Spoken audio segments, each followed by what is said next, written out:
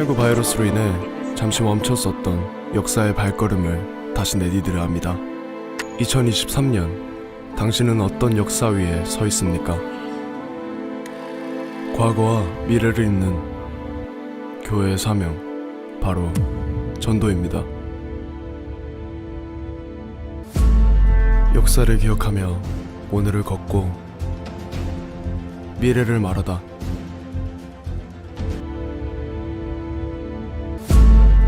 당신이 바로 한국교회를 살릴 위대한 전도자입니다. 11월 23일 목요일입니다. 오늘도 주님과 함께 걸어가시기를 축복합니다. 우리 먼저 합심하여 두 가지 기도 제목 가지고 기도하겠습니다. 나에게 주어진 가장 큰 사명은 복음임을 알고 나의 삶의 현장에서 복음 전하는 일에 나의 전부를 걸게 하옵소서. 이번 한영혼 구원을 위한 선포식을 통해 전 성도들이 전도의 열정과 맡겨진 그 영혼들을 위해 함께 기도하며 협력하여 반드시 주님께로 인도하게 하옵소서. 두 가지 기도 제목 가지고 합심해서 간절히 기도하겠습니다.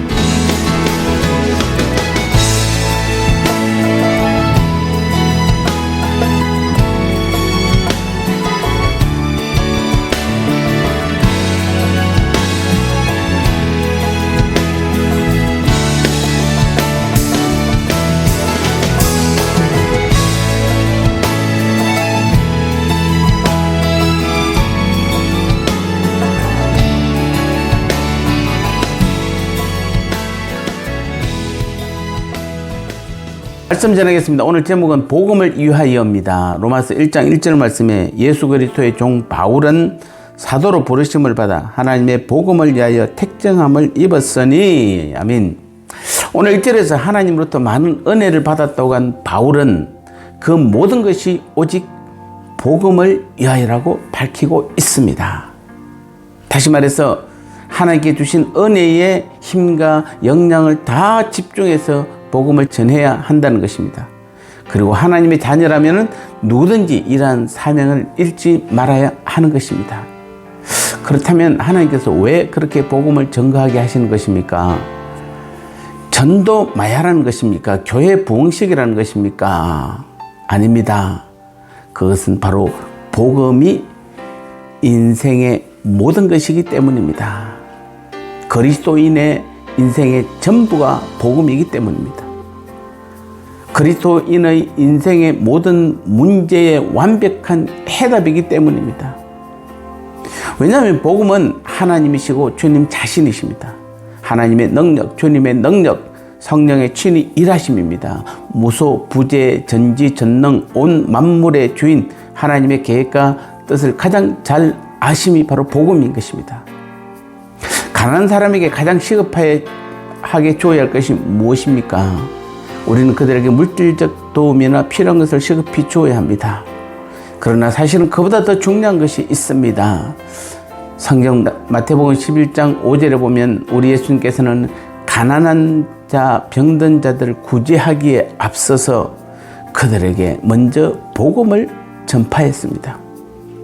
또 예수님의 수제급에 속하는 사도 베드로와 요한을 보십시오. 그들은 성전 미문에 앉아 구걸하는 나면서 안전병이 된 자에게 무엇을 주었습니까? 주 예수를 전해 주었습니다.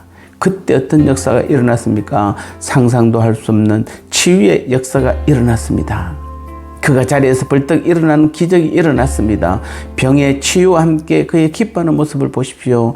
그가 하나님께 감사하며 찬양하는 모습을 보십시오. 과연 복음이 아니면 이러한 일이 동시적으로 일어나겠습니까? 그렇습니다. 복음이란 바로 이런 것입니다. 복음은 희망이 없는 사람에게는 희망이 됩니다. 사랑이 없는 사람에게는 사랑이 되고 생명이 없는 자에게는 생명이 됩니다. 자유가 없는 자에게는 자유가 됩니다. 지금 이 나라 이 민족에게 가장 필요한 것이 무엇이겠습니까? 아니, 지금 우리에게 가장 필요한 것이 무엇입니까? 바로 이 복음입니다. 하나님께 부름받은 하나님의 자녀로서 우리에게는 그 무엇보다 복음을 위하여라는 사명이 있음을 잊지 말아야 합니다.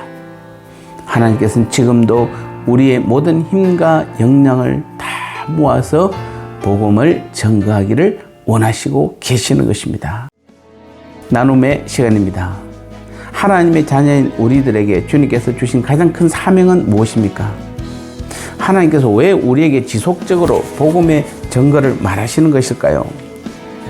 오늘 우리에게도 우리의 가정과 직장과 삶의 모든 현장에서 이 나라 이 민족에게도 가장 필요한 것은 무엇일까요?